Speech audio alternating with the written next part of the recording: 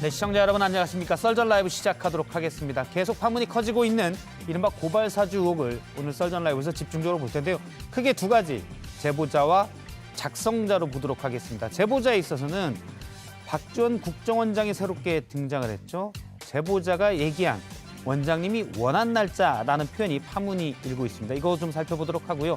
사실 더 중요한 문제는 누가 작성했냐, 혹 검찰이 작성했냐인데 제보자 조성은 씨는 문제의 손준성 검사 손준성 보냄이 진짜 손준성 검사가 맞다라는 증거라고 한 캡처를 제시했습니다. 역시 살펴보도록 하겠습니다. 오늘 썰전 패널은 더불어민주당의 김종민 의원 그리고 국민의힘 유승민 후보 캠프의 오신환 상황실장이 나와 있습니다. 네, 이성대 기자, 오늘 뉴스 설계에서는 어떤 내용을 썰어볼 건가요? 네, 늘 스스로를 이렇게 설명을 했었죠. 나는 꽁 잡는 매다. 예. 추미애 민주당 경선 후보. 오늘 과연 매를 잡았는지 매가 아닌 다른 걸 잡았는지 한번 썰어보겠습니다. 혹시 일석이조인지 알겠습니다. 자, 영끌 인터뷰는요? 네, 정부의 재난지원금 지급을 두고 형평성 문제가 일고 있습니다. 벌써 이의 신청 제기가 8만 건을 돌파했는데요. 관련 얘기를 전문가와 함께 좀 짚어보겠습니다. 네, 썰전 라이브 본격적으로 시작합니다.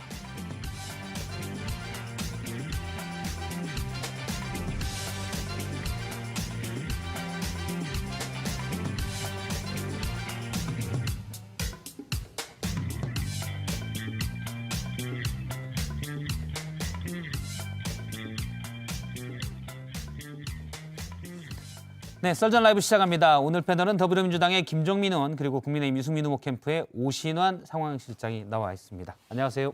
네, 안녕하세요. 네, 먼저 제가 잠깐만, 왜냐하면 국민의힘 내부에서 네네. 홍준표 후보 측은 윤석열 후보를 강하게 비판을 하고 있는데 네. 유승민 후보 캠프의 실장님이시니까 어떻습니까? 입장이 뭡니까?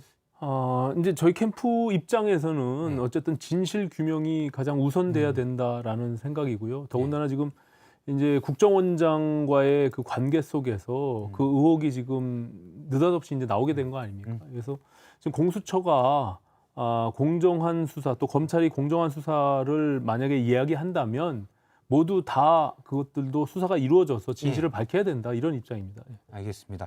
여야의 입장이 좀 다른데 지금 선거 기간 중에 캠프별로 또 입장이 달라서 먼저 시청자분들이 캠프가 어떤 입장인지 알아야 될 것 같아서 제가 여쭤봤습니다. 그러면 바로 그 문제부터 시작하는데요. 강지영 아나운서가 첫 주제 준비했습니다. 고발사주 의혹 공방의 새로운 변수로 이분이 등장했습니다. 제보자 조성은 씨가 해당 의혹이 보도되기 전인 8월 11일 박지원 국정원장을 만난 것으로 확인됐죠. 예전에 국민의당에서 함께 일했으니 만날 수는 있습니다. 그런데 문제는 이 대목 때문입니다. 날짜와 어떤 기간 때문에 저에게 자꾸 이제 뭐 어떤 프레임 씌우기 아니면 공격을 하시는데, 사실 이 9월 2일이라는 날짜는 뭐 우리 원장님이나 저가 원했던 거나 저가 배려받아서 상의했던 날짜가 아니거든요. 그냥 이진동 기자가 뭐 치자 뭐 이런 식으로 이제 결정을 했던 날짜고, 원장님이나 제가 원했거나 상의했던 날짜, 바로 이 문장 때문에 배후설이 제기된 겁니다. 윤석열 후보 측은 이를 박지원 게이트로 규정했는데요. 오늘 박 원장을 국정원법과 공직선거법 위반 혐의로 공수처에 고발했습니다. 반면 민주당은 본질을 가리기 위한 황당한 물타기라는 입장입니다. 박 원장도 오늘 야당이 헛다리를 짚는다며 단역도 아닌 사람을 주연 배우로 만들려고 하냐라고 야권을 비판했습니다. 고발 사주 의혹 어디로까지 번지게 될까요?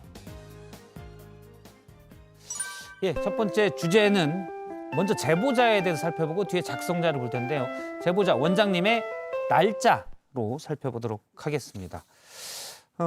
제보자 조 씨의 말 듣기에 따라서는 박지원 원장과 이 문제를 상의했다라는 맥락으로도 보이긴 합니다. 물론 인터뷰의 바로 뒤에 미리 그런 얘기를 한 적은 없다라고 했고, 박 원장도 오늘 기자와의 통화에서 수사해보면 나온다, 헛다리 짚는다, 나는 뭐 단역도 안 되는데 왜 갑자기 주연이 되냐라고 얘기를 했습니다. 일단 먼저 야당이 물어봐야 되겠죠. 박지원 원장에 대한 의혹 제기 야권에서는 계속하고 있는데 타당합니까? 적절하다고 보시는지요? 박지원 원장이 사실 이제 국정원장으로 가고 정치권에서 멀어진 다음에 언론의 노출을 이제 굉장히 극도로 조심했던 측면이 있는데, 오늘 이제 갑자기 이제 이 소위 이 고발 사주 의혹과 관련해서 제보자인 이 조성은 씨와의 관계, 또 특히 이게 7월 21일 날 그 인터넷 매체의 기자에게 이것을 제보하고 그 이후에 9월 2일 날 기사가 나기 그 사이 8월 11일 날 네. 11일 날 만난 그 시점과 또 오늘 이준석 당대표가 언급을 했지만 그 10일과 12일 그 전후로 캡처가 된 곳들을 이제 제출한 것이 있어서 아무래도 이게 합리적 의심을 할 수밖에 없는 뭐 그런 정황은 충분하다 이렇게 보고요. 그 과정에서 공수처가 지금 고발 3일 만에 전격적으로 참고인 신분인 김웅원 씨를 압수수색했잖아요. 굉장히 이례적인데 그런 측면에서 저희 입장에서는 진실을 빨리 규명하자라는 측면에서 지금 제보자인 그 조성은 씨가 과연 순수한 의도로 이것이 제보가 된 것인지, 또 뉴스버스도 마찬가지고 또 거기와 연루가 돼 있는 국정원장인 박지원 원장도 모두가 이 부분들 포함해서 다 수사가 함께 이루어져서 진실을 밝혀야 된다 이런 입장입니다. 예. 예, 민주당에서는 어떻게 봅니까? 글쎄, 뭐 제가 그 인터뷰만 놓고 보면 이제 상의는 했는데 날짜는 그 날짜가 아니다. 이렇게 지금 사람들이 생각하는 거 아니에요? 예, 근데 일정 마치. 전체 맥락을 보면, 그러니까 그 날짜가 그 날짜가 우리가 자기가 생각했던 날짜가 아니다라고 하는 거 초점이 맞춰져 있어요. 그래서 저는 상의를, 그러니까 누군가 상의해서 날짜를 정한 게 아니다. 또는 예.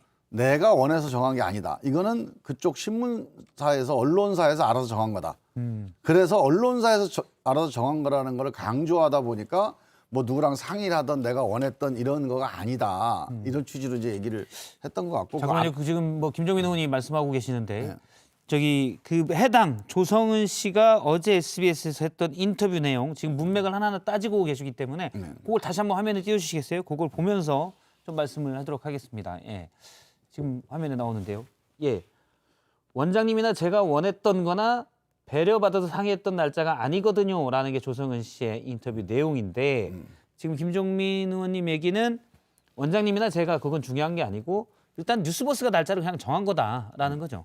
그러니까 이제 저게 저렇게만 저 문장만 놓고 보면 네. 원장님하고 상의해서 뭐 날짜를 정하는 게 뭔가 이렇게 전제된 것처럼 얘기가 돼 있잖아요. 네. 근데 앞뒤 맥락을 보면 박지원 원장과는 전혀 상관이 없다. 계속 그걸 강조했죠. 날짜는 그쪽에서 알아서 정한 거다. 내가 얘기했든지 아니면 누구랑 상의했든지 이런 게 아니다. 이렇게 예를 드는 과정에서 나온 이제 얘기여서 제가 보기에는 뭐 저거는 크게 신빙성은 없을 것 같아요. 네. 그러니까 이제 지금 저 문장이 가지고 있는 의미에 대한 해석은 분분할 수 있어요. 근데 그것이 어떤 것이든 저는 그보다 더 중요한 거는 9월 2일이란 날짜를 뉴스버스 이진동 기자가 치자라고 얘기해서 했다는 그 말은 그건 팩트라는 거죠.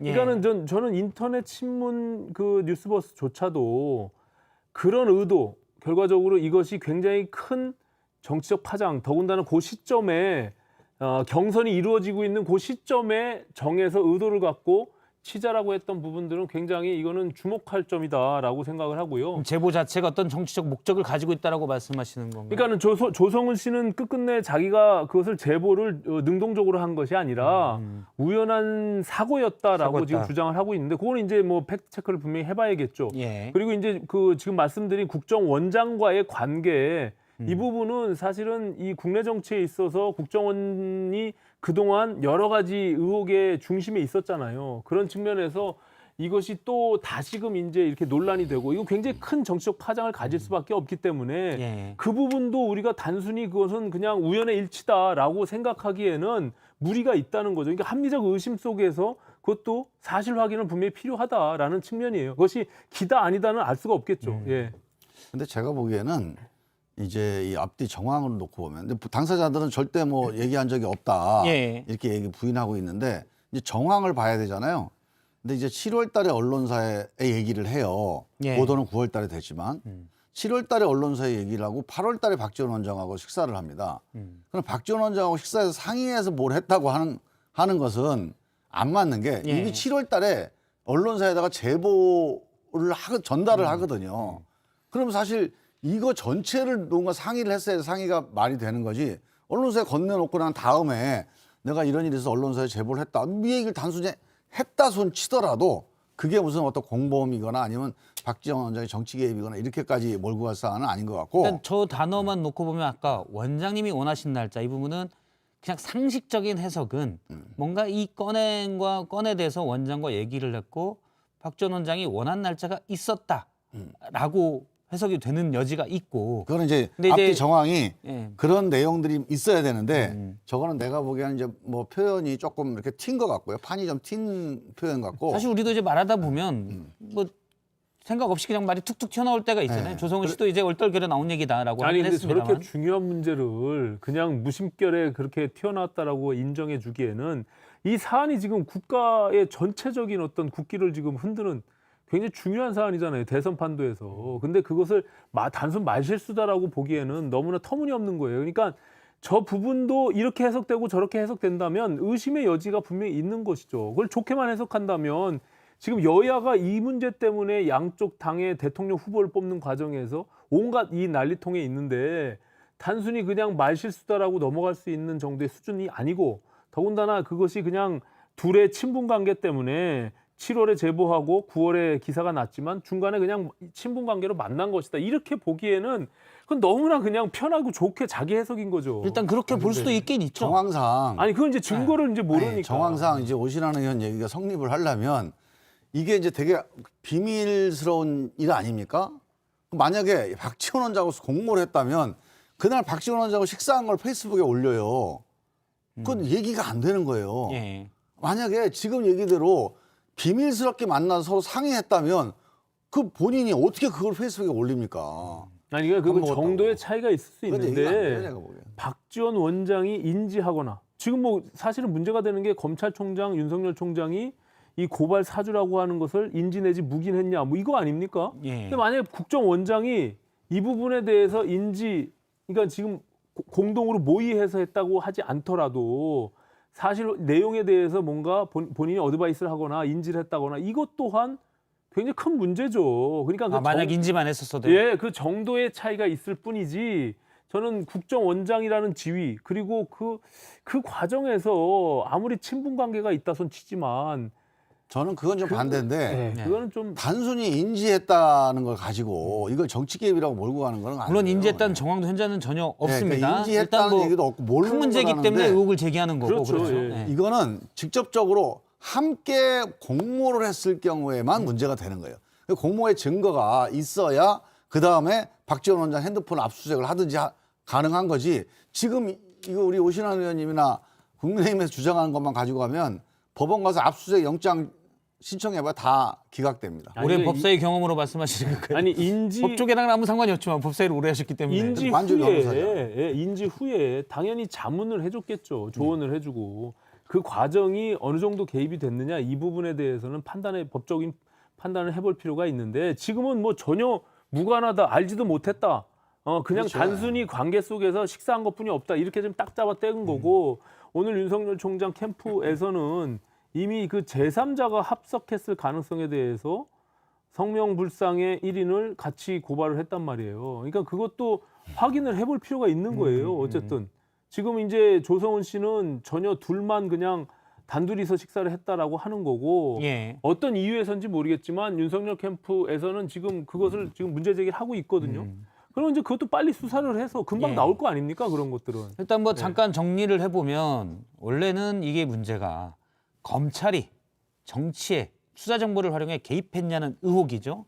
수사정보조사관 손준성 검사가 보냄으로 고발장이 돼 있으니까. 그런데 이제 제보자가 나오면서 제보자가 국정원장을 만나서 지금 야권에서 주장하는 건 이게 확대되는 데에선 국정원이 또 정치에 개입한 건 아니냐라는 의혹 제기를 하는 건데 현재 박지원 국정원장의 입장은 이 젊은 정치인을 국민의당 비대위 때 알던 정치인이고 종종 만나서 신세대 얘기를 들어서 본인이 참고했다. 원래 알던 사이니까 뭐 그렇게 얘기를 했습니다. 다만 인지했을 때 문제 아까 그건 저도 생각을 해보니까 애매할 것 같아요. 만약에 인지했었다는 걸 가정을 하고 볼 때 그럼 거기서 야 하지 마. 그거 좀 너무 그렇다야. 대선판이 너무 커.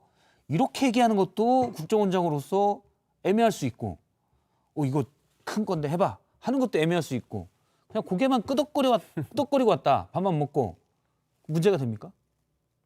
그건 좀 애매할 것 같아요. 문제가 안 되죠. 애매할 것 같아요. 그거는. 이거는 이제 야당에서 박지원 원장하고 상의하거나 공동으로 모의를 했다는 증거가 나오면 그때 가서 이 토론해도 상관없어요. 네. 지금은 아니, 그렇게 토론거리가 따지면- 없습니다. 지금 그렇게 따지면 지금 윤석열 단서가 없어 단서. 아니 윤석열 총장이 지금 제일 중요한 문제가 처음에 이 문제가 발생했을 때부터 윤석열 총장을 겨냥한 거잖아요. 그럼 윤 총장이 지금 묵인 내진 지시했다는 증거가 어디 있습니까? 예. 그 아무것도 없는데 그걸 가지고 지금 계속 글로 몰고 가면서 제보자와 박지원 국정원장이 그 양일의 가운데 한가운데 만났단 말이에요. 그거 가지고 왜 문제 제기를 못 합니까? 그거 좀 다른 거예요. 성격이 왜 다르냐면 지금 만약에 손준성 검사가 이 고발장을 작성하는데 참여를 했단 말이죠. 그러면 우리가 알고 있는 상식으로는 수사정보 정책관이라고 하는 거는 기본적으로 이런 정치적으로 민감한 사안에 총장과 교감 없이 자기가 단독 행동하는 건 저는 불가능하다고 봅니다. 이런 전제 위에서 일이 이제 논의가 진행되는 거기 때문에 저는 이 문제에 대해서는 적어도 윤석열 총장이 개입을 했던 안 했던 이 과정에 대해서 확인을 해야 돼. 이게 공적인 업무 관계니까 그래서 확인을 해야 되고 지금 예를 들면 이제 조성은 씨하고 박지원 원장과의 사이에도 만약에 이게 둘이서 공모 혐의가 있다. 그러니까 단순히 이거 얘기를 나눈 정도가 아니라 공모 혐의가 있다 하면은 수사를 할 그 단서가 있어야 돼요. 공모했던 단서. 그러니까 그런 것들을 더 밝히시면 저도 찬성을 할게요. 아니 근데 네. 그게 어차피 다 자기 입장에서 거의 뇌피셜 수준으로 지금 얘기를 하는 거예요. 그러니까 수사정보 정책관은 단순히 이건 총장하고의 관계 때문에 당연히 그거는 모르고 할 수가 없다라고 전제해서 말씀하시는데 그 손준성 검사와 윤석열 총장과의 관계가 추미애 법무부 장관과의 그 관계 속에서 이미 여러 차례 윤석열 총장 입장에서 얘기를 했잖아요. 예. 그 세 차례나 그것을 유임시키면서 그것을 추미애 쪽에서 윤석열 총장을 견제하기 위한 사람이다라고 지금 얘기를 하고 있는 거예요. 그러니까 그건 거짓말이에요. 그러니까 단순히 그러니까 양쪽의 입장들이 있는데 끝까지 마찬가지- 손준성 검사를 유임시켜 달라고 한 게 윤석열 총장입니다. 그리고 추미애 장관은 당시 끝까지 여기도 인사를 해야 된다고 판단을 했고요. 이 두 가지가 계속 엇갈리다가 결국 윤 총장 마지막 하나 그 요청이라고 해서 마지막 하나 들어준 거예요. 그거는 이제 본인이 그건 지금 제가 그렇게 그때도 얘기를 다 들어서 알고 있는 내용이라 네. 윤석열 총장이 추미애 사람이다. 이거는 좀 비겁한 주장입니다. 그거. 이제 본인이 지금 그렇게 윤석열 지금 캠프 김정민 의원님 말씀에 약간 설득력이 있어요. 왜냐하면 지금 추미애 후보와 사이가 안 좋으시거든요. 그래가지고 설득력이 아니, 있을 사이가 것 같아요. 좋고 안 좋고 떠나서 그거 말이 안 돼요. 그거 사실은 사실대로 얘기를 해야죠. 아니 그것도 다 전원을 통해서 우리가 얘기를 하는 거니까 아니 그것이 제가 사실인지 여부를 이제 그 판단해 인사하는 보는 그 타이밍에 제가 법사위원이었잖아요. 아니, 법사위원이 그 어떻게 인사에 대해서 모든 걸 다 쟁점이 인사에 개입했다는 거예요? 아니 인사에 대해서 상의할 수는 있죠. 법사위원이 왜 상의를 못 합니까? 아니 법무부에서 인사하는 아니, 거를 법사위원하고 상의를 합니까? 국회 법사위는 의견을 들을 수 있어요. 인사에 대해서.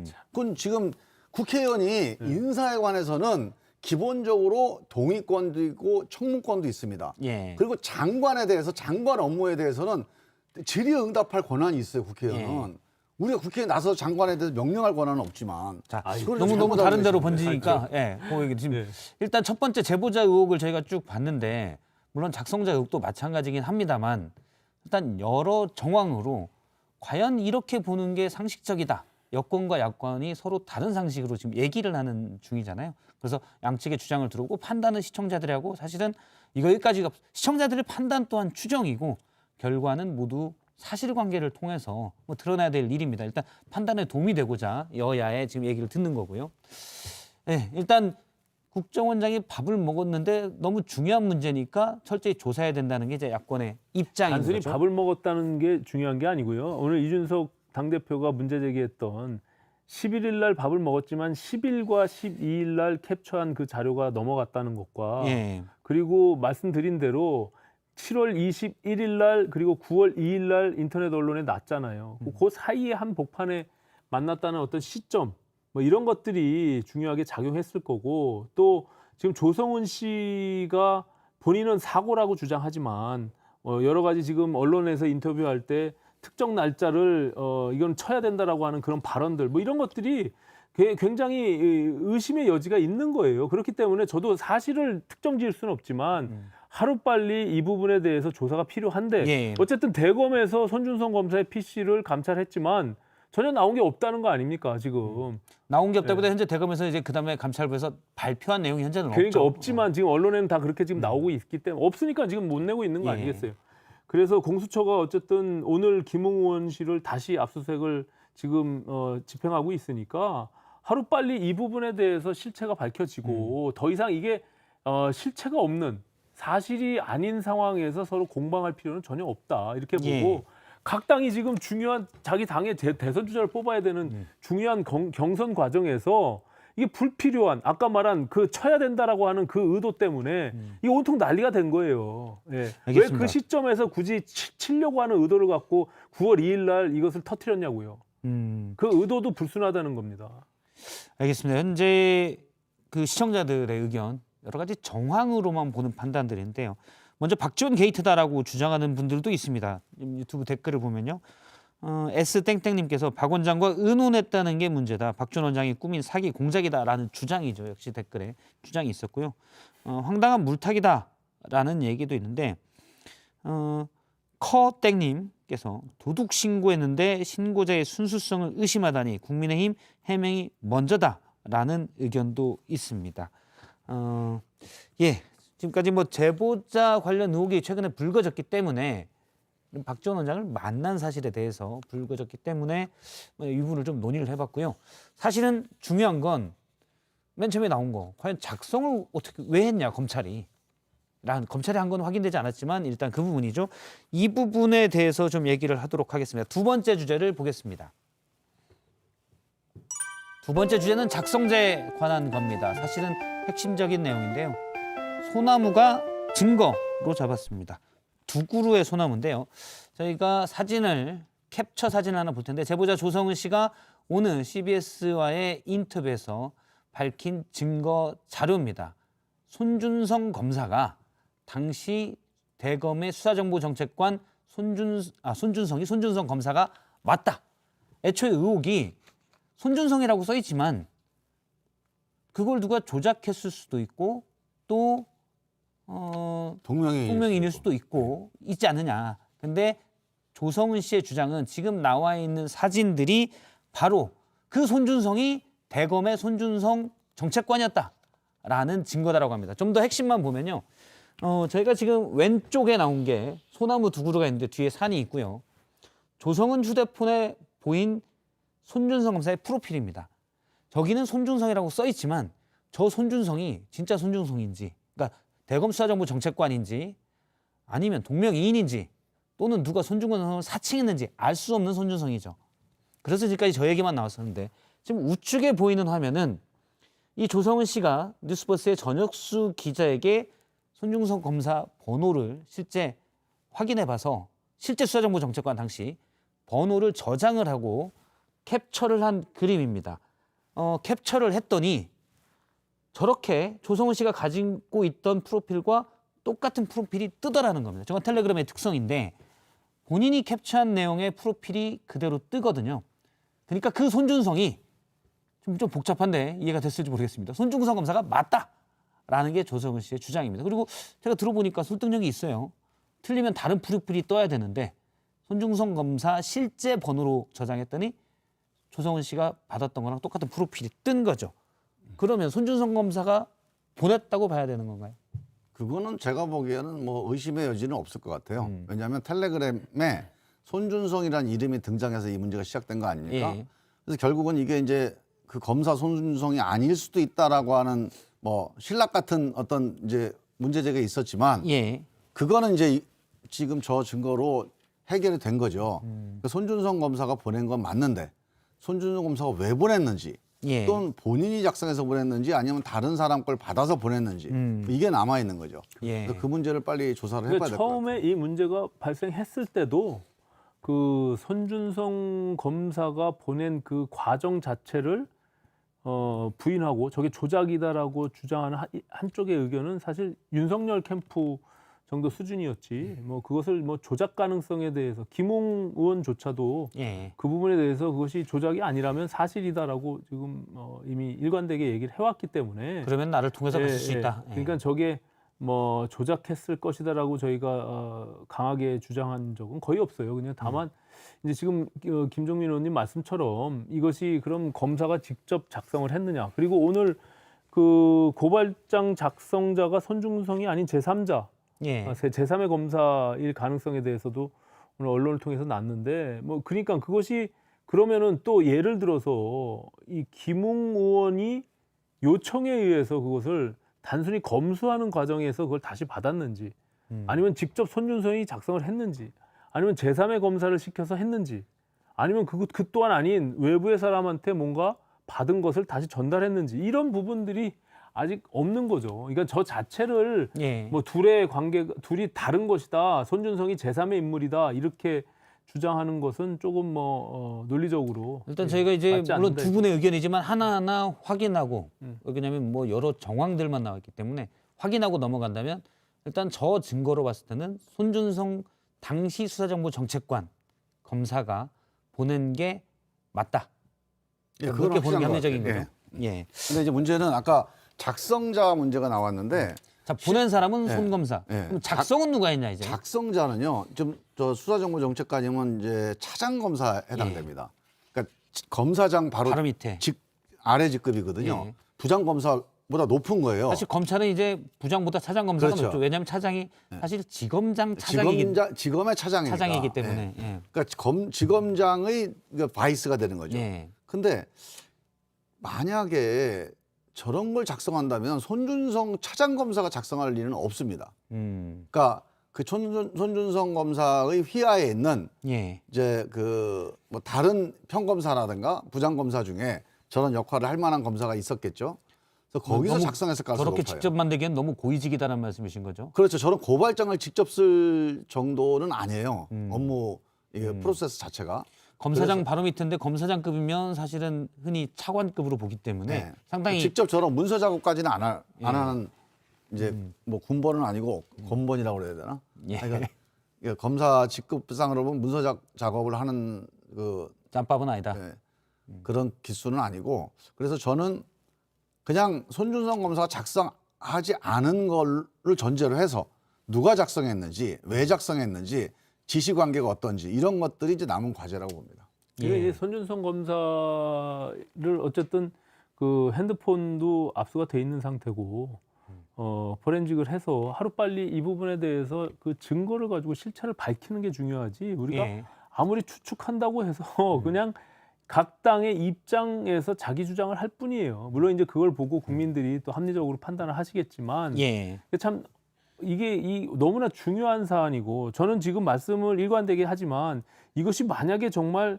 검찰에서 작성을 해서 실제로 고발을 사주했다라고 하면 그거 굉장히 큰 문제예요. 그리고 더군다나 그 윤석열 총장이 그것을 인지 혹은 지시가 있었다라고 하면 더 큰 문제고. 더 큰 문제고요. 네, 근데 이제 다만 내가 그것까지는 아무런 증거가 없으니까 그거를 추측하는 것은 무리고 다만 손준성 검사가 보냈단 말이에요.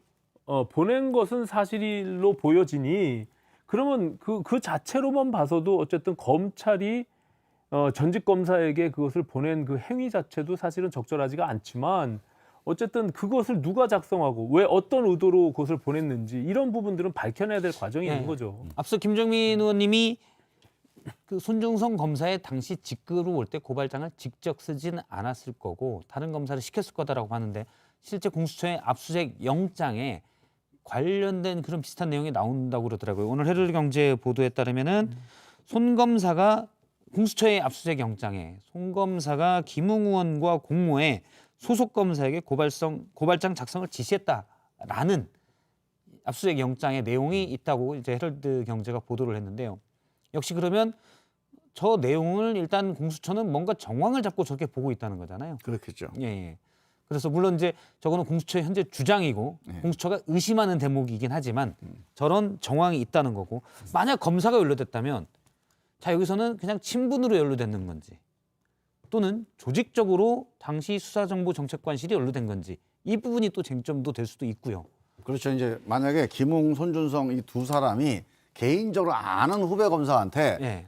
그러니까 네가 좀 이거 좀 만들어 봐라. 이렇게 사적으로 이제 그 일을 시켰을 가능성도 있고요. 배제할 수는 없는데 제가 보기에는 대한민국 검사 조직 내에서 개인적으로 저런 행위를 아르바이트식으로 해줄 검사는 없다고 봅니다. 그러니까 손준성 검사가 수사정보정책관으로서 그 책임자였기 때문에 부서 책임자였으니까 그 해당 부서의 검사한테 일을 시켰을 가능성이 좀 높다고 봐요. 예. 그러면 이거는 나름대로 검찰 조직에서 이게 필요해서 이렇게 일을 시켰겠거니 하고 이제 자기가 그 참여할 수는 있겠죠. 뭐 그 이게 배경이 뭐고 의도가 뭔지에 대해서 잘 모르는 상태에서 예. 할 수도 있을 건데 근데 이걸 사적으로 누가 시켰다 주문한다고 그래서 그걸 대신 써줄 검사가 있을까 모르겠어요. 예. 근데 이제 공수처가 저게 이제 영장에 예를 들어서 손준성 검사와 당시 김웅 후보자가 공모를 해서 이것을 작성했다. 제3자를 검사를 시켜서 라고 하는 것에 대한 혐의점을 갖고 있다면 그걸 빨리 밝혀내야 돼요. 예. 만약에 이 공수처가 정말로 그 조희연 교육감 사건에서는 4개월 동안 질질 끌다가 결국에는 기소 의견으로 넘겼는데 이거를 고발한 지 3일 만에 전격적으로 현직 국회의원 의원실과 집과 모든 차량과 다 압수수색을 단행했단 말이에요. 사실 참고인 신분인데요. 예. 그런데 이것이 굉장히 이례적이고 더군다나 지금 야권의 제일 그 야권 후보를 겨냥해서 이 문제가 지금 발생되고 있는데 이것을 공수처가 만약에 너무 과잉해서 터무니없는 이런 압수수색을 했다라고 하면 이 굉장히 큰 문제입니다. 우리가 공수처를 만들 때부터 이 정치 개입에 대한 문제들을 계속 주장을 하고 문제점을 지적해 왔는데 이게 아니나 다를까 이런 식으로 지금 만약에 야권의 대선 판도에 이것을 영향을 미친 거라면 굉장히 이 공수처도 이 존립 근거에 굉장히 큰 문제에 타격을 입을 수가 있어요. 예. 그러니까 영장에 그것이 표기가 이 헤럴드 경제의 기사처럼 표기가 분명히 되어 있다면 그 공모했다라고 하는 그 혐의에 대해서 분명히 빨리 밝혀야 돼요. 그냥 어떤 근거로 해서 김웅 후보와 손 검사가 공모했다는 그건 증거가 없이 그냥 단순히 그냥 자기들이 머릿속에서 생각으로 하지는 않았을 거 아닙니까? 이 중요한 문제를. 근데 뭐 정황을 보고 네. 역시 그건 저건데 사실 확인이 된 게 아니라 공수처가 이제 수사를 시작할 때 의심하는 대목이 이거다. 근데 라는 그런 주장이기 정도의 때문에. 정황과 주장으로 어떻게 수사기관에서 머릿속에서 상상을 해가지고 그것을 그렇게 압수수색을 더군다나 현직 국회의원과 대선 판도에 큰 영향을 미칠 것을 그렇게 생각을 하냐고요. 이거 안 그러면 정치적 고려를 통해서 한 것뿐이 안 돼요. 그렇기 때문에 이게 자칫 잘못하면 큰 파장이 있을 수 있기 때문에 하루빨리 이것을 입증해낼 필요가 있다. 공수처는. 일단 이제 앞서처럼 압수수색이 끝나지도 않았어요. 오늘 예, 했고요. 이쪽 당에서 압수수색을 반대해가지고 물리력으로 막아서 뭐 이건 완전한 공무집행 방해입니다. 근데 아니, 하여간 그 당시에 불법적으로 그것을 국민의힘이 이런 전력이 많아. 아이, 참. 공무집행을 좀 방해하는 DNA가 있어요. 예. 옛날부터. 근데 하여간 그렇게 그렇다고 얘기하시면 치고 안 되지. 우리는 그런 걸 해본 적이 없는 것 같아요. 하여간 무슨 이쪽 소리예요? 당은 매번 뭐 이런 걸 뭐 압수수색 영장을 막 물리력으로 반대를 하더라고. 아니, 그 압수수색을 막더라고요. 어설픈 검사가 와서 제대로 된 법 집행을 하지 않고 엉뚱하게 고지도 안 하고 지 마음대로 그것을 하니까 문제제기를 한 거예요. 그래서 그러면 절차를 고발해야 어겼다는. 돼요. 아니 그러면은 검찰에 고발을 해야지. 거기서 공무집행 방해로- 자기가 방해하면 안 됩니다. 아니 그럼 공무집행 방해로 다시 그러면은 저 고발을 해야 될 거 아닙니까? 고발을 해야지, 그럼. 네, 고발을 하라고. 그러니까 공수처가 그럼 2차적인 그 후속 조치를 하란 말이에요. 그래서 이제 압수수색을 한 번 더 한다고 하니 지금 오늘 압수수색을 했어요. 오늘 했죠. 좀 잘 좀 오늘은 다 했잖아요. 받으시고 예, 적법하게 압수수색을 하니까. 받아야 이게 사실관계가 규명이 돼요. 알겠습니다. 일단 두 분 말씀은 앞서 보여드린 소나무 두 그루 캡처로 볼 때 손중성 검사가 작성했는지는 모르겠지만 보낸 건 확실한 것 같다. 네. 그러면 일단 검사가 개입이 된 건 맞잖아요. 이것만으로도 상당히 큰 건입니다. 큰 건이라기보다도 표현이 부적절한데 큰 일입니다. 그런데 그러면 이거 심각한 일이죠. 심각한 일이죠. 그런데 여기에 더해서 그러면 윤석열 후보가 이른바 여권의 주장대로 연루가 돼 있느냐. 그 부분은 어떻게 보시죠? 먼저 그거는 뭐 전제에서 할 얘기가 필요가 없는 거예요. 예. 예, 그건 증거를 내놓고 아까 말한 대로 단순히 수사정보정책관의 지위가 이러하기 때문에 검찰총장이 몰랐을 것이다. 이거 계속 여당이 주장하는 건데 알았을 것이다. 근데 그걸 전제로 할 필요는 저는 전혀 이제 없어요. 두 가지를 수사해 보면 나온다고 봅니다. 일단 손준성과 이 실제 이거 고발장을 작성한 검사, 예. 이 둘 간의 대화나 관계를 보면 이제 어느 정도 나올 거고요. 그 다음에 왜 만들었냐, 또 만들 때 뭐라고 얘기했냐, 뭐 이런 얘기가 나올 거 아닙니까? 예. 그러니까 이 과정에서 이제 윤 총장과의 관련 여부가 이제 나올 거고, 또 하나는 그 작성 시점 전후에서 윤 총장과의 뭐 대화록은 없을 거 아니에요. 예, 누가 그렇죠. 뭐 말하면서 대화하지는 않으니까. 보충을 하지 않았다면 결국은 그 와중에 통신 기록이라든가 아니면 SNS상의 어떤 문자 기록 이런 것들이 남아 있는지 이거 두 가지를 확인해 보면 대략 판단이 될 거라고 봅니다. 그러니까 요즘에는 뭔가 공모하고 모의를 해서 그런 작당을 하게 되면 당연히 흔적이 남죠. 그리고 요즘 같은 이 기술이 발달돼 있는 데는 포렌식으로 빨리 핸드폰에 모든 것들이 다 있잖아요, 우리는. 근데 제가 네. 볼 때는 그러니까 그걸 빨리 그러니까 이제- 조사해서 까면 되는데 예. 그거를 왜 질질 끌고 없으면 없는 대로 얘기를 하고 있으면 있는 대로 얘기를 해야지. 왜 이거를 지금 이 중요한 대선 판도에서 지금 이 얘기만 저런 하고 식으로 있냐. 계속 지금 아무 실체도 없는 거 가지고 서로 여야가 그렇죠. 싸우게 만드냐고요. 지금 유승민 후보 이거는 좀 너무 캠프의 과도한 입장은 얘기고요. 이제 수사 시작해서 이 압수수색 처음 했다가 그 다음에 쫓겨났다 다시 온 거예요. 그러니까 수사로 따지면 그야말로 초보적인 단계거든요. 아니 대검이 감찰을 시작한 지가 언젠데요. 그래서 예전에 대검은 왜 감찰한 걸 우리가 아무도 밝히질 않냐고. 표창장이나 옛날 그 조국 장관 수사 때도 표창장이나 봉사활동하는데 2달 걸려요. 2달. 그 사실관계 확인하는데. 그래 놓고서도 지금 뭐 확인이 덜 되니 안 되니 하고 있잖아요. 그래서 수사라는 게 이렇게 도깨비 방망이랑 막 내려치면 나오는 게 아니니까. 저는 공수처 수사를 얘기하는 게 좀 아니라 네. 박범계 장관이 즉각 감찰 지시해서 지금 손준성 검사. 손준성 검사에 대한 대검 감찰이 이루어졌잖아요. 그리고 이게 지금 다 눈독 들이고 그것을 팔려고 할 텐데 그걸 왜 지금까지 아무런 얘기를 안 하냐고요, 감찰한 거를. 뭐가 나오면 얘기하겠죠. 일단 안 뭐 안 나왔으니까 앞서 얘기를 제보자 의혹 그리고 작성자 의혹을 저희가 보고 있는데 먼저 본질적인 문제는 이제 작성자 의혹인데 그 부분에 대해서는 손준성 검사가 보낸 건 맞는 것 같다라는 게 이제 두 분의 의견. 그것만으로도 사실 검찰이 큰 건데 정치적으로는 대선 후보인 윤석열 후보가 과연 관여돼 있느냐 여기에 대한 정황은 없고 그냥 기관의 직제 때문에 문제 삼는 건데 사실 그 부분만 가지고 윤석열 후보 대선 후보의 핸드폰을 보자라는 것도 좀 무리고요. 무리라는 생각이 저는 들고요. 또 앞서 제보자 의혹에서도 그냥 국정원장이 밥만 먹었는데 그걸 가지고 또 국정원장 핸드폰을 보자. 자꾸 이런 좀 그것도 무리일 수가 있어서. 지금 단서가 없는 거고. 예. 그러니까 이제 압수수색할 단서는 없다고 봐야 됩니다. 그리고 윤 총장 건도 아까 얘기한 대로 손 검사나 그 후배 검사의 진술 중에 혹은 뭐 공모 정황 중에 총장과 협의한 단서가 나오면 모를까. 예. 그렇지 않으면 아직은 이제 추정이잖아요. 추정이. 예. 근데 이제 이런 건 있습니다. 법적으로 문제되는 거는 그런 상황이 맞고 정치적으로는 상당히 큰 문제가 되는 거예요. 사실은 근데 이거를 검찰 내에서 자꾸- 그 윤석열 검찰 내에서 이런 식의 부적절한 정치 개입이 이루어졌다. 이거는 지휘 책임자로서 사실은 총장이면 거의 사표해야 돼요, 사실은. 아니 그렇게 너무 확대 해석해서 아니, 자꾸 만약에 현재 총장이었다면 얘기를 이거 하면요. 사표감이죠. 아니, 우리는 지금 실형받은 드루킹 사건이 있잖아요. 네. 당시 문재인 대통령 후보에 김경수 지사가 뭐였습니까? 수행실장 대변인이었어요. 근데 어떻게 그 후보가 모를 수가 있습니까? 선거를 나도 6번 치러봤는데 그걸 어떻게 모르고 그런 행위를 할 수 있냐고요. 그 중대한 일을.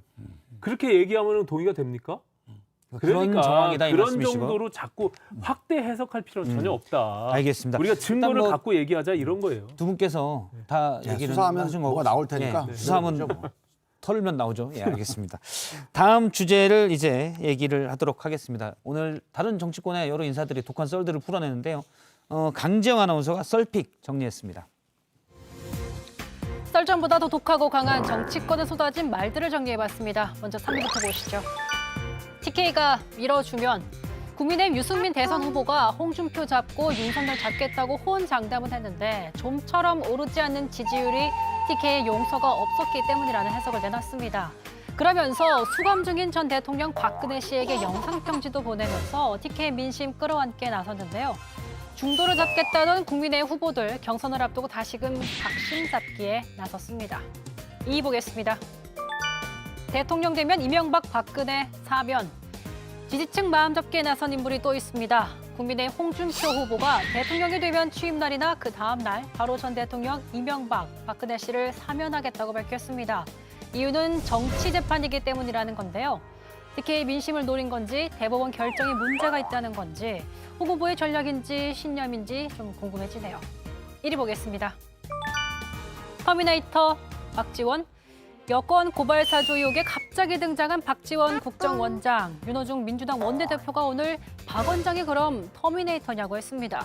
그러니까 무슨 말인가 하면 문제의 고발장에 보내진 게 지난해 4월 3일인데 박지원 원장은 지난해 7월에 국정원장이 됐다는 거죠.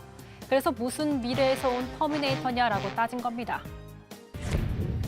I'll be back. 어쨌든 운둔의 국정원장이 정치의 한복판으로 돌아왔습니다. 여러분이 픽한 오늘의 썰은 무엇인가요? 예, 강지현 아나운서가 세 개의 썰 픽을 해주셨는데요. 먼저 오신환 의원님, 오신환 실장님부터 네. 하나를 픽해 주시죠. 좀 더 저는 뭐 촌철살인으로 유승민을 픽해야죠. 그렇죠. 예. 요즘 유승민 후보 기사가 오늘 너무 안 나와서. 저 이제 저희가 경선 시작하고 후보 등록하고 벌써 네. 두 번째 TK를 방문했는데요. 서문시장 한복판에 뛰어들었습니다. 그래서 이제 TK가 밀어주면 후보가 되고 대통령 될 수 있다. 그래서 사실 저 대구 경북의 아들은 유일하게 유승민이거든요. 거기 사선 국회의원 했고 그런 측면에서 뭐 서운했던 점이 있더라도 우리가 정권 교체를 그렇게 간절히 원한다면 저희는 본선 경쟁력이 더 뛰어난 유승민을 TK가 좀 밀어줬으면 좋겠다 이런 생각을 갖습니다. 예. 예. 이제 김정민 의원님이 하나 픽. 네, 저도 TK가 밀어주면이라는 멘트가 좀 기억에 남는데요. 저는 저 멘트가 좋지는 않은 것 같아요. 그러니까 TK가 밀어주고 말고의 문제가 아니고 실제로 이제 유승민이 지향하는 정치가 뭐냐 이거를 계속 강조해 나가야 되는데 또 이제 지역에서 또 지역의 지지를 좀 얻는 뭐 이런 자세를 보인 거가 좀 마음에는 안 드는데 한편으로는 대구 경북 사람들이 그런 유권자들이 또는 이제 국민의힘 유권자들이 유승민 후보에 대해서 그 옛날에 박근혜하고 싸웠다는 것만 가지고 저렇게 만약에 비토를 한다. 또는 이것도 저는 맞지도 않다. 왜냐하면 박근혜 대통령이 잘못한 거예요, 그거는. 예. 그 당시 이미 탄핵이 됐죠. 예, 원내대표 할 때 사실 유승민 원내대표의 주장이 대부분 나중에 맞는 걸로 다 판명이 났습니다. 이게 대통령 권력을 이렇게 이제 과도하게 쓰면 안 된다.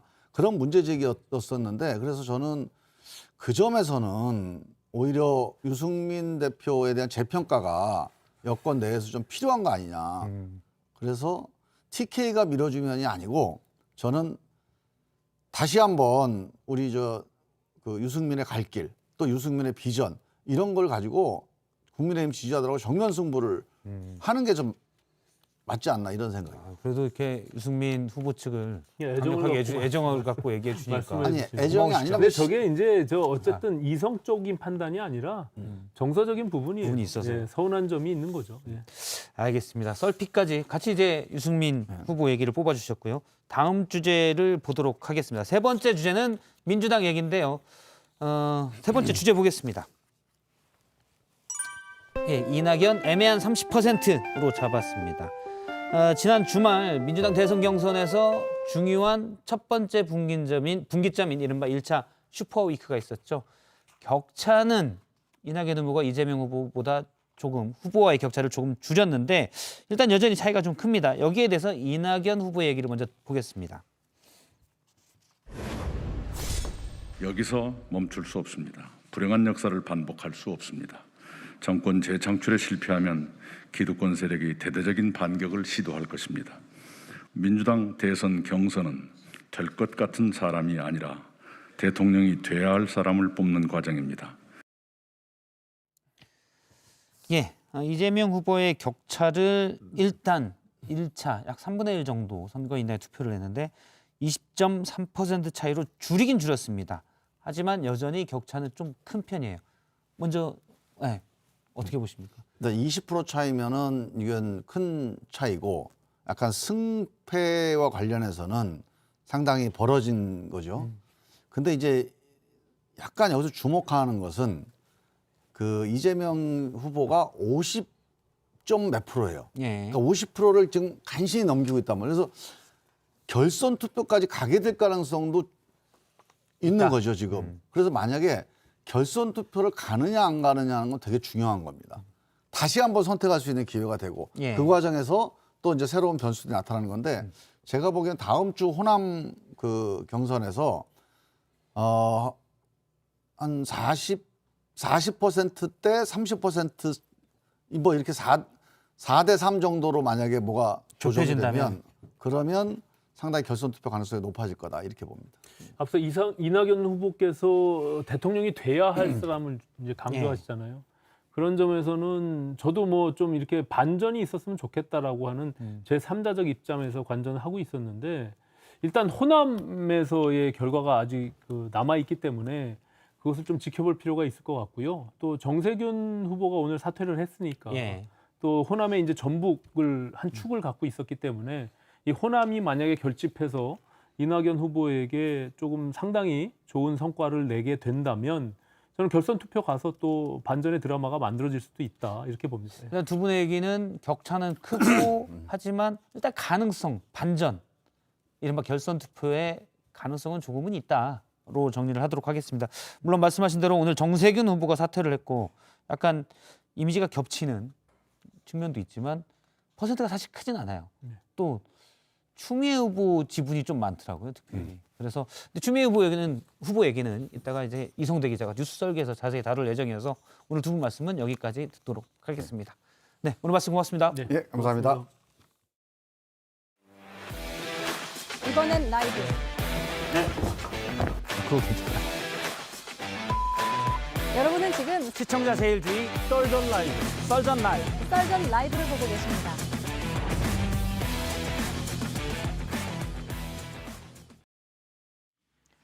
연끌 인터뷰 시간입니다. 지난주부터 시작된 정부의 5차 국민재난지원금, 이미 대상자 절반 이상이 수령했지만 형평성 논란이 불거지면서 지급 대상에서 제외된 이들의 이의 신청만 10만 건을 돌파했습니다. 서둘러서 지급 대상을 늘리겠다는 방안을 검토하겠다는 얘기도 나왔지만 이를 둘러싼 잡음은 끊이지 않고 있습니다. 관련해서 김태기 단국대 경제학과 교수 연결해서 얘기 나눠보겠습니다. 교수님. 네, 안녕하세요. 네.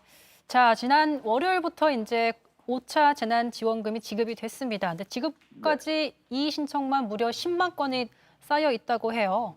네. 왜 이렇게 형평성 논란이 계속해서 나오고 있는 걸까요?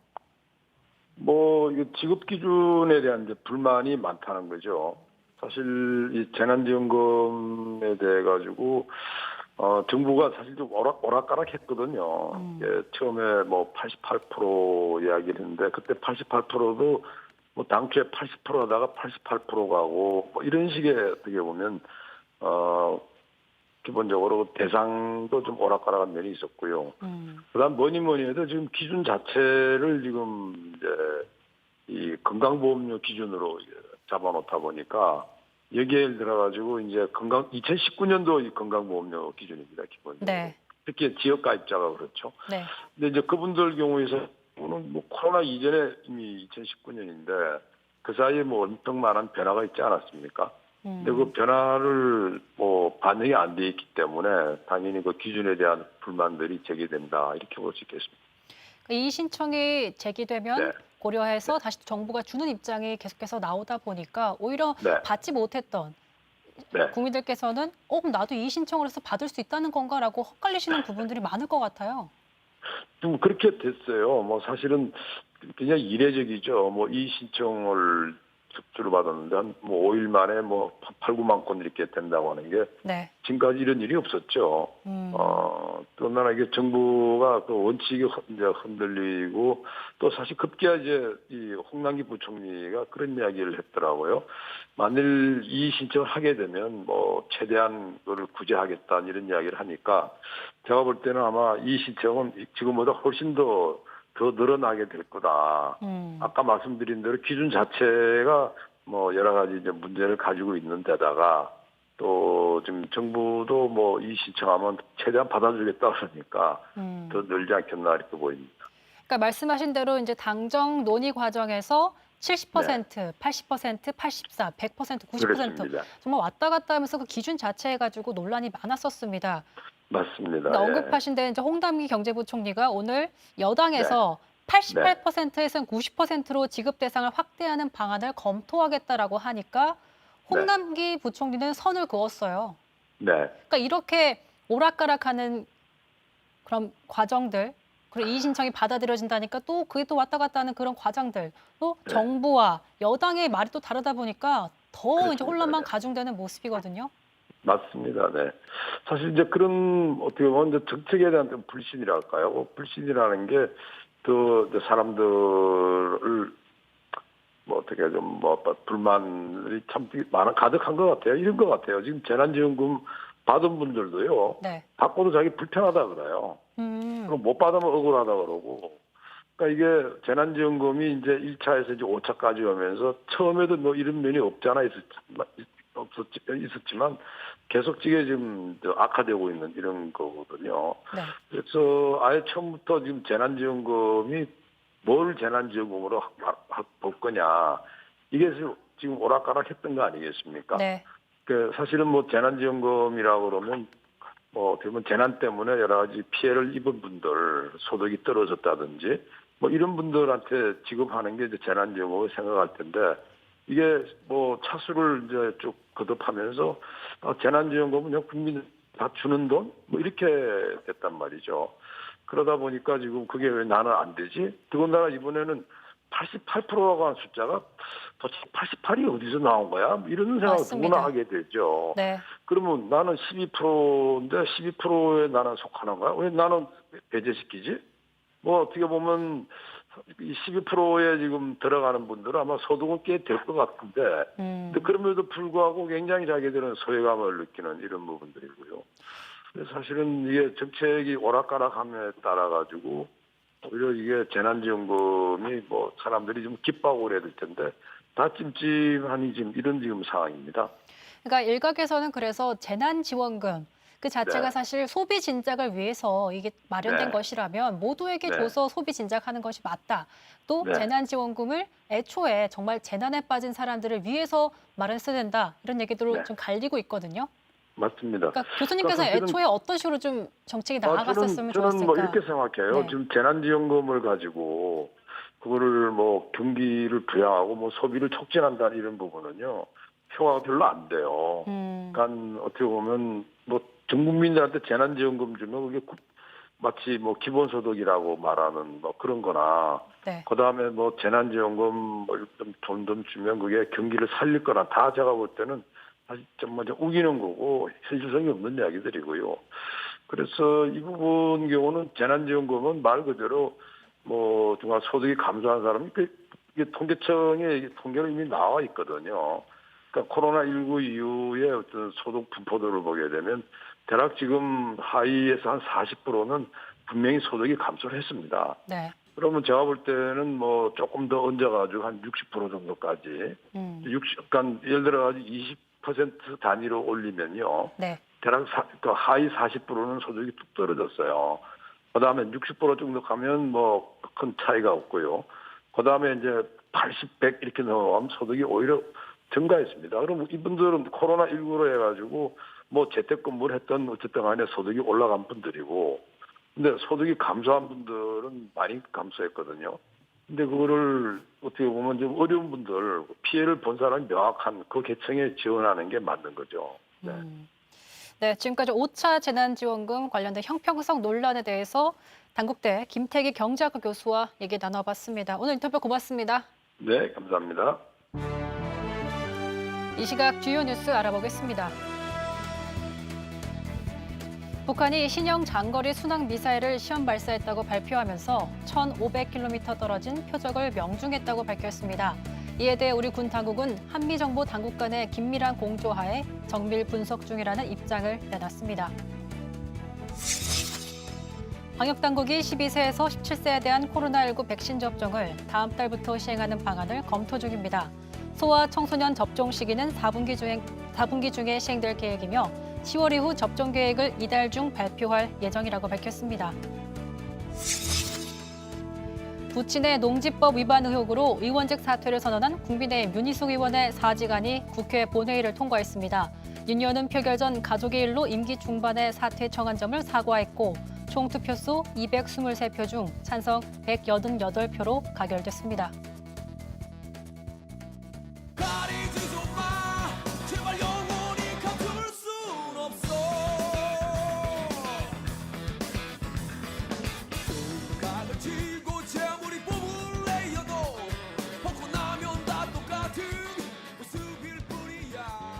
네, 오늘은 윤도현 씨의 노래로 좀 시작해 보겠습니다. 이성대의 뉴스 썰기 첫 번째 주제 보여주시죠.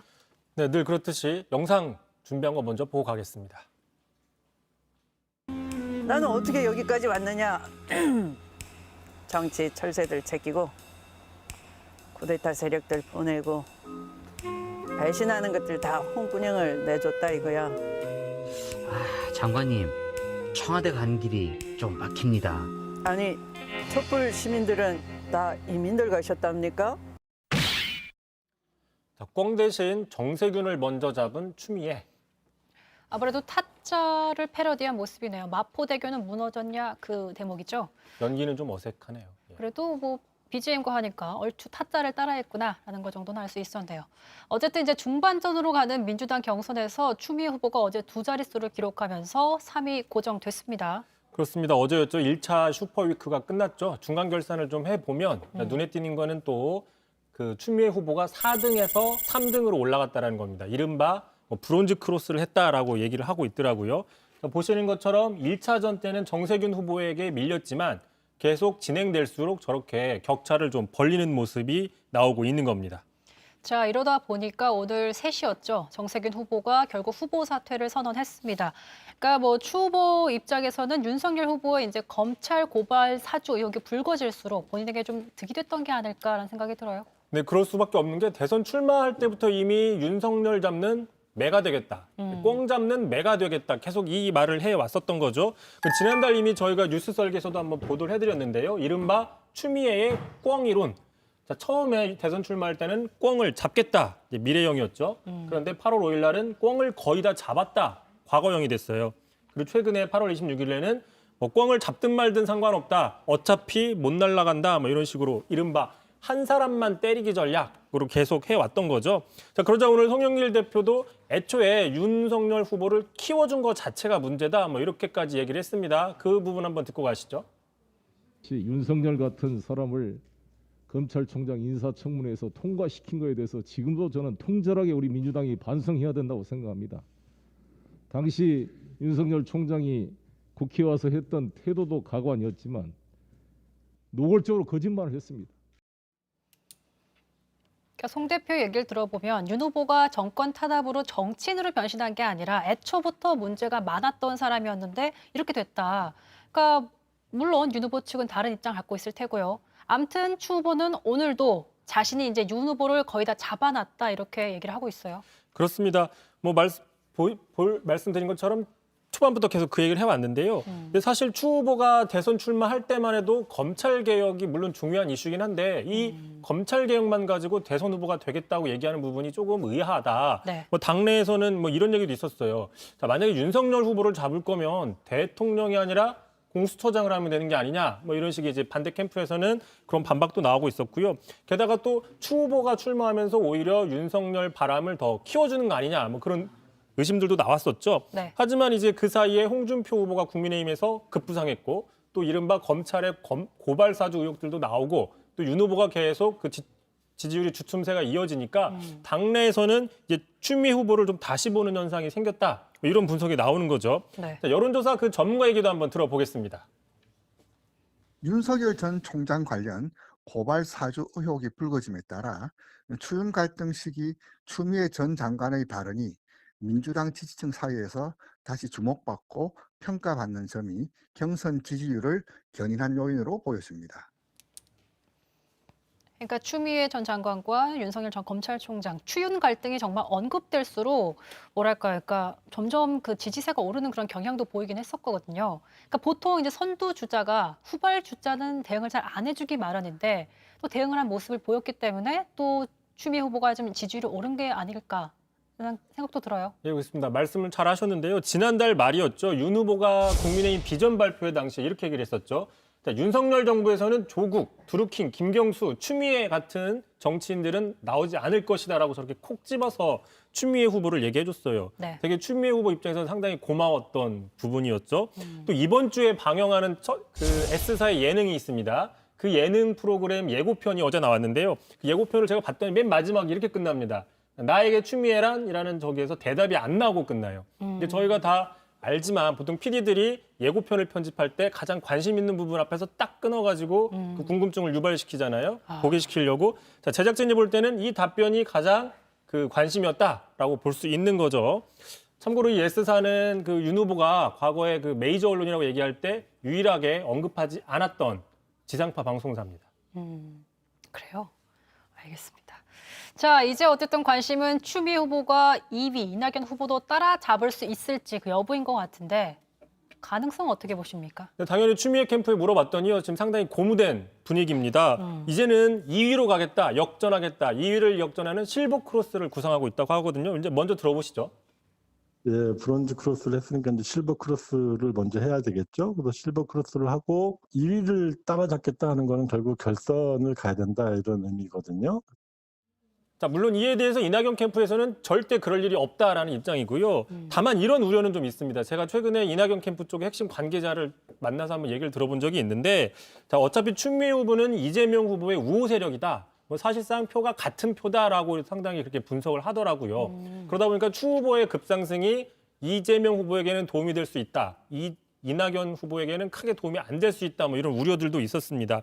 자, 반대로 이재명 후보 같은 경우에는 지금 정세균 후보가 오늘 드랍을 했었잖아요. 추미애 후보가 뜨는 게 나쁠 게 없다. 뭐 이렇게 보고는 있지만 어쨌든 50%를 또 잠식할 수 있다. 이런 얘기도 나오기 때문에 좀 더 봐야 될 것 같긴 합니다. 그러니까 앞서 경선 초기에는 이재명, 추미애 연대설, 명추연대 이런 얘기도 나왔었는데 앞으로 그럼 이제 추미애 후보는 이제 한 사람만 공격하기 때문에 추 후보가 이재명 후보를 더 적극적으로 공격할지도 관전 포인트겠네요.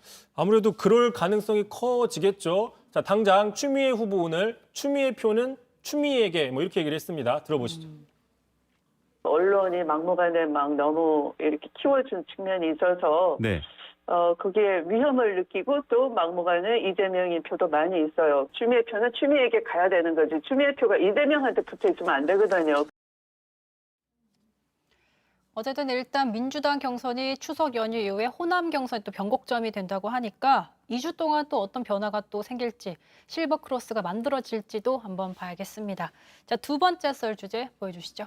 네, 두 번째 주제 바로 보겠습니다. 기르다 하지 못한 거를 내 친구들은 다 이미 하고 있어 이미 다 하고 있어 기르다 하지 못한 거를 내 친구들은 다 이미 하고 있어 이미 다 하고 있어. 자, 재난지원금과 공중제비. 자, 앞서 본 영상의 주인공은 장제원 국민의힘 의원의 아들로 유명한 래퍼 노엘인 것 같습니다. 무슨 얘기죠? 그렇습니다. 말씀하신 것처럼 노엘 씨, 래퍼 노엘 씨가 그 재난지원금 부분에 그 재난지원금을 받을 수 있는 대상자들을 좀 비하했다. 이런 논란이 오늘 나왔는데요. 앞서 들은 노래 지난 11일인데 앞서 틀었던 그 노래가 노엘 씨의 신곡이라고 합니다. 근데 이 신곡이 뭐 이른바 구리다 이렇게 표현을 했어요. 댓글에다가 좀 싫어하는 사람들이. 그랬더니 그 댓글에다가 캡처를 하면서 자, 재난지원금 받으면 좋아서 공중제비 노는 사람들이 인터넷에서는 센 척한다 이런 식으로 욕설까지 하면서 저렇게 조롱하는 글을 적었습니다. 이게 논란이 일자 자진 삭제를 했죠. 자삭을 했지만 뭐 좀 논란이 이어지고 있어요. 공중제비라는 거 뭐 대충 아시잖아요. 한번 가져왔는데 이렇게 좀 되게 어렵고 고난이도의 저런 자세입니다. 상당히 위험한 자세인데 자, 재난지원금 받는다고 이렇게 공중제비를 하겠냐? 상당히 좀 이해가 안 되는 맥락이 없는 비판이라는 지적이 나오는데 또 일각에서는 공중제비라는 용어가 뭐 특수한 그 혐오 사이트에서 사용되는 용어다. 뭐 이런 또 얘기도 나오고 있더라고요. 아, 그래요? 예. 어쨌든 근데 노래를 비판했더니 재난지원금 받는 게 왜 나오는지 좀 뜬금없는 맥락이기도 하고요. 근데 오늘 아까도 연끌 인터뷰에서 다뤘지만 지금 이의 신청의 폭주가 쌓이면서 10만 건 돌파했거든요.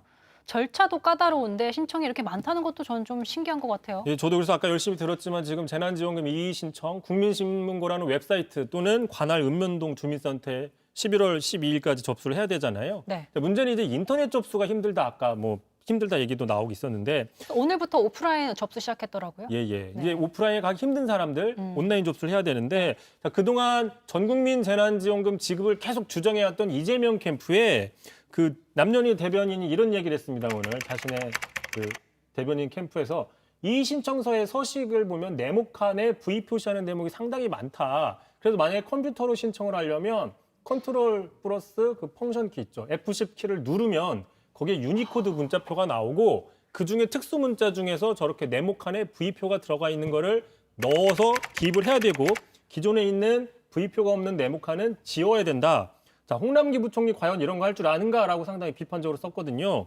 강 앵커도 혹시 이거 해보실 수 있으세요? 아니, 전 지금 듣기만 했는데도 벌써 설명이 너무 길어지고 뭘 눌러야 되고 이러니까 컴퓨터 좀 잘 다루는 세대임에도 불구하고 저렇게까지 이 신청을 복잡하게 해야 하는가라는 생각이 들 정도거든요. 증빙서류도 되게 많이 준비해야 된다면서요. 저도 사실 그 네모칸에 V자 채우는 거 저도 잘 몰랐었는데 이번에 푸시. 오늘 처음 알게 됐습니다. 어쨌든 저도 그래서 실제 해봤더니 되더라고요. 다만 이제 말씀드린 것처럼 그 보신 것처럼 이렇게 복잡해요. 제가 건강보험료 이의 신청서 한번 가지고 와봤습니다. 잘 보이시지 않겠지만 되게 글자가 많습니다. 그리고 보시면 첨부 표시에 이렇게 V 표시해야 되는 곳들이 많이 있어요. 첨부할 서류들도 많고 뭐 직접 그 주민센터에 방문하기 힘든 직장인들, 점심시간밖에 없는 사람들 이런 경우에는 인터넷 접수를 해야 되는데 이렇게 네모칸을 다 채워야 되는 게 좀 힘들어질 수 있다. 뭐 이런 불만들은 분명히 나오고 있는 겁니다. 지금 이게 다 첨부해야 되는 서류들인 거예요?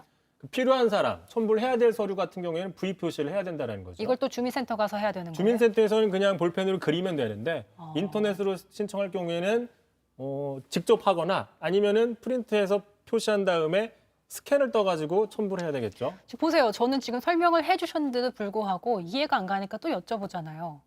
이렇게 정말 이 신청하기 힘들구나라는 생각도 듭니다. 어쨌든 이제 이 신청하면은 이면은 돈을 얼마 받는 게 중요한 게 아니라 이 정책이 왜 그렇게 불공평한지, 왜 불공평한 정책이라 불리는지에 대한 불만을 좀 수렴했으면 좋겠다는 생각이 드네요. 네, 지금까지 이성대 기자의 뉴스 썰기였습니다. 수고하셨습니다. 이번엔 라이브. 네. 그거 괜찮다. 여러분은 지금 시청자 제일주의 썰전 라이브, 썰전 라이브. 썰전 라이브를 보고 계십니다.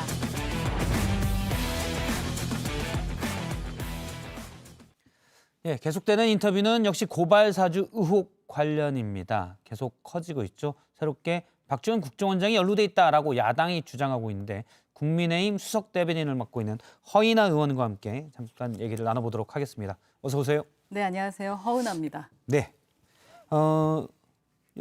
썰전에 처음이시죠? 네. 네. 앞으로 종종 부탁을 드리도록 하겠습니다. 네, 자주 뵙겠습니다. 예. 일단 조성은 씨가 내가 제보했다라고 밝히면서 관련 내용이 조금 있는데요. 박지원 국정원장을 보도가 나기 약 한 달 전쯤에 따로 만났다라는 것 때문에 만난 사실은 이제 확인이 됐고요. 네. 근데 야당에서는 국정원장이 배후에 있는 것 아니냐라고 얘기를 했습니다. 공식적인 당 입장은 뭔가요? 저희 아침에 최고위원회에서 두 가지의 공식 입장이 나왔습니다. 당대표 입장과 원내대표 입장이 나왔는데 당대표 입장은 박지원 원장 스스로 본인 스스로 의혹에 대해서 상세한 해명을 해야 된다라는 거죠. 근데 오늘 박지원 원장이 언론 통화에서 조성은 씨와 특수관계가 아니고 야당이 헛다리 짚고 있다라고 말씀을 하시더라고요. 근데 이 특수관계가 아니라는 게 뭔지 상당히 궁금하다라는 생각이 듭니다. 저는 그때 그 시점은 특수관계여야 하기 때문인데요. 저희가 좀 살펴보니까 8월 11일 조성은 씨하고 만났지 않습니까?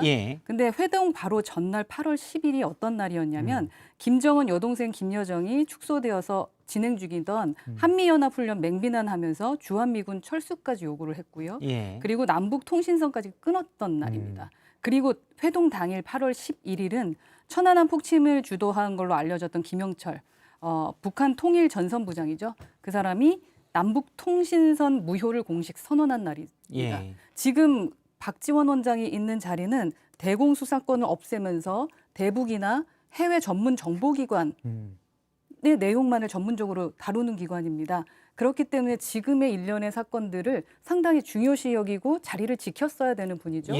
그럼에도 불구하고 그날 누군가를 만났다면 그와 관련된 일이었던가 뭔가 더 큰 일이기 때문에 만나지 않았겠냐라는 의혹적인가요? 그렇죠. 그럴 수밖에 없다. 그래서 특수관계가 아니라 하면서 뭐 조 씨하고 SNS 했던 건 지금 너무나 많이 알려져 있는데 예. 그냥 친한 친구 사이였다라는 건지 아니면 동지나 동료였다라는 건지 상당히 그 박지원 원장의 해명이 처음부터 좀 첫발을 잘못 디뎠다라는 예. 생각이 좀 많이 들고 일단 있습니다. 제가 약간 얘기를 해보면 저는 이제 약간 한쪽에서만 나오니까 저는 늘 한쪽에서 나오는 분의 반대편 입장에서 반박을 네. 하곤 합니다. 조성은 씨의 5월 페이스북에는 본인의 생일 얘기 나오고 거기에 박지원 원장이 댓글을 달았는데 거기에 조성은 씨가 얘기하면서 8월을 기대하겠습니다라는 문맥이 나오거든요. 그 맥락이 정확히 어떤 맥락인지는 뭐 자세히 모르겠지만 이미 그때 8월 약속이 돼 있지 않은 건가? 라는 추정을 해볼 수 있고 만약 그럴 그대로라면 수도 있죠. 네, 그대로라면 그냥 8월 11일이 오래전에 약속된 날짜가 아니었나. 그러면 물론 말씀하신 대로 남북 관계, 이제 북한 내부의 관계에서 중요한 일들이 있지만 당장 뭘 할 건 아니니까 그냥 예정대로 약속을 수행할 수도 있지 않았나. 그러니까 라는 반론도 가능하거든요. 그렇죠. 주요한 사람이기 때문에 선 약속이기 때문에 약속을 어길 수 없어서 만났다라는 해명을 하시면 된다라는 게 우리 당대표의 입장입니다.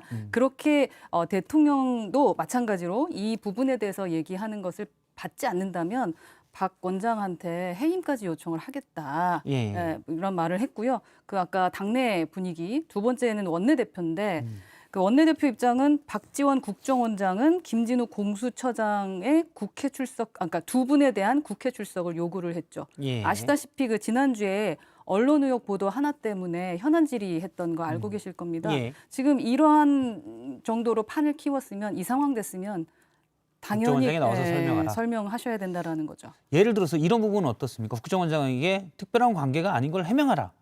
또 구체적으로 어떻게 해명할 수가 있겠습니까?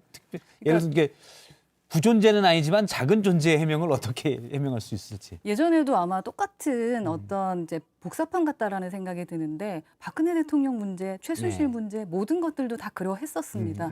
해명하라고 하면서 그럼 뭘 하라고 하냐.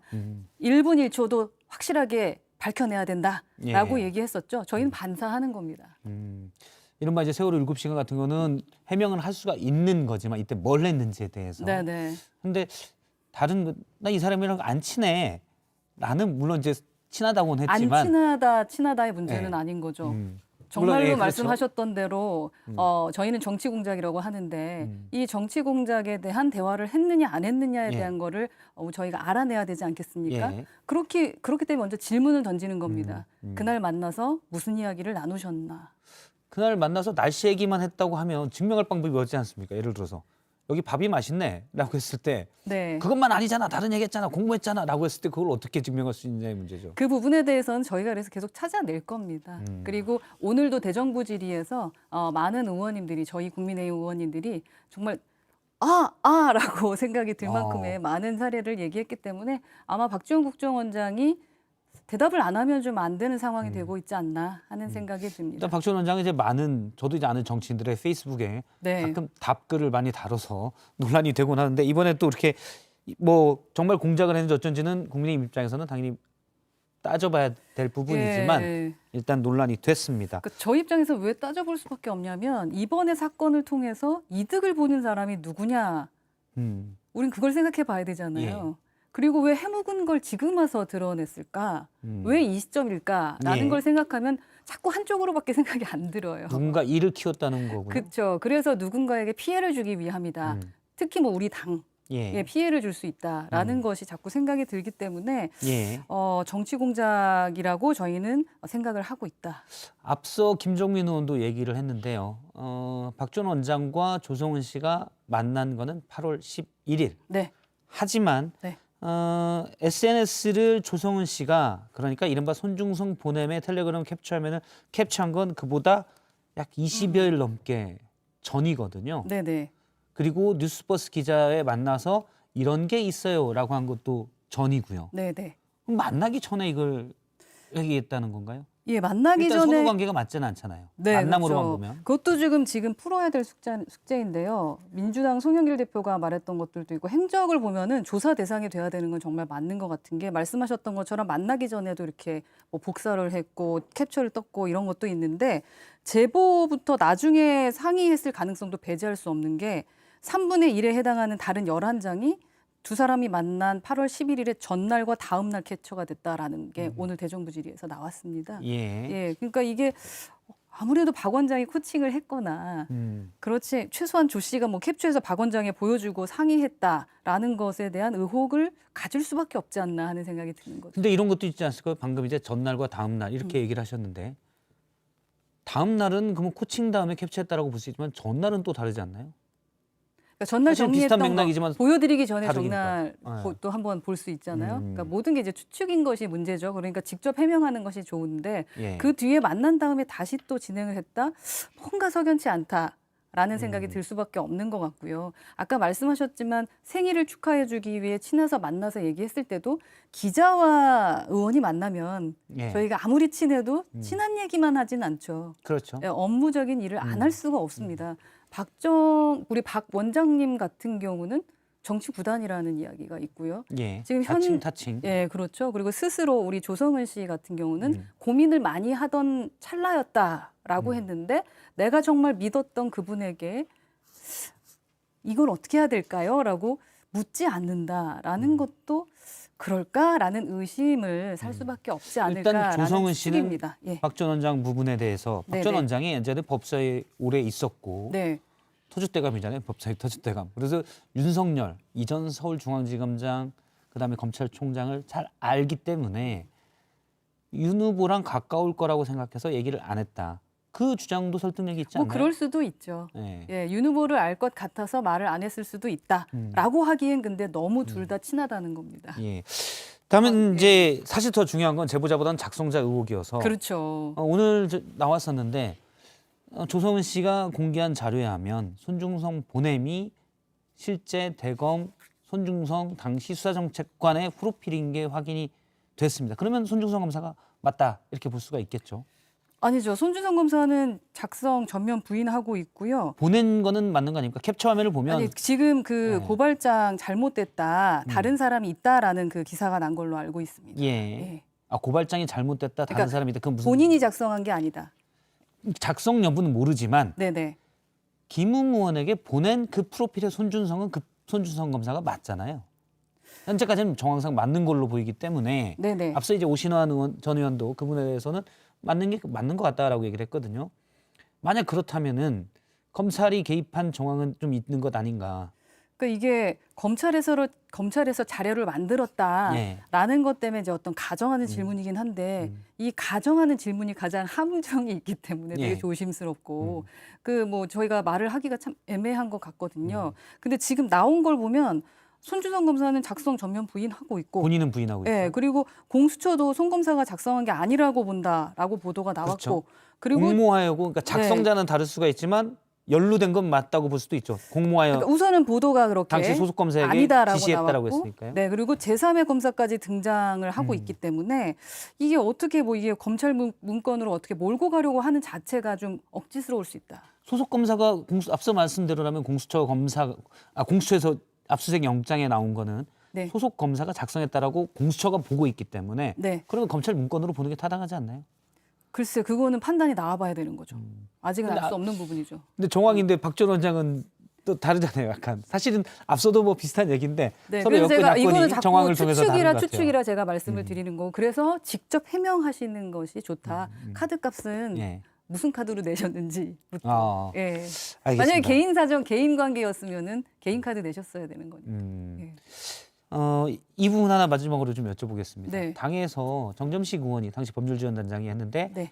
8월에 실제 최강욱 의원 고발한 고발장의 내용이 조성은 씨가 받았던 그 자료의 초안의 많은 부분을 되게 비슷하게 했기 때문에 이러면 사실 당도 연루돼 있다고 볼 수 있는 것 아닌가요?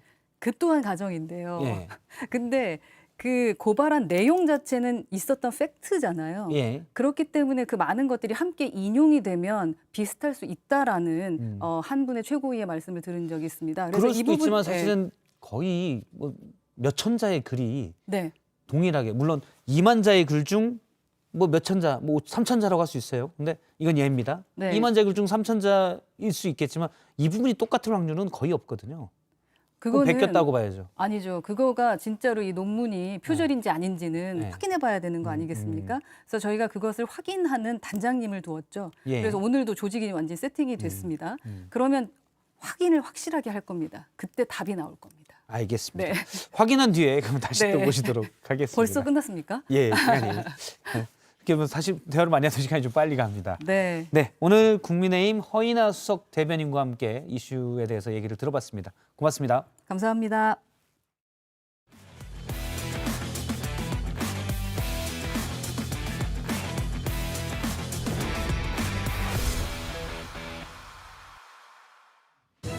지금 시각 7시 16분 뉴스룸이 이제 곧 방송되는데요. 오늘 뉴스룸의 주요 소식 정리해드립니다. 공수처가 고발 사주 의혹 관련 자료를 손준성 검사가 직접 전달했던 걸 파악할 수 있는 주요 단서를 포착한 것으로 확인됐습니다. 저희가 관련 소식을 잠시 후 뉴스룸에서 전해드리겠습니다. 월성완전 1호기 사용 후 핵연료 저장소와 관련해 바닥 구조물이 뚫린 지 9년이 지난 지금까지 아무런 손해배상을 받지 못한 것으로 취재 결과 드러났습니다. 한수원은 뒤늦게 시공사를 상대로 손해배상 국제 중재 신청을 했는데요. 자세한 내용은 잠시 후 뉴스룸에서 전해드리겠습니다. 네, 오늘 썰전 라이브는 여기까지고요. 계속해서 뉴스룸이 이어집니다. 저희는 내일 뵙겠습니다. 고맙습니다.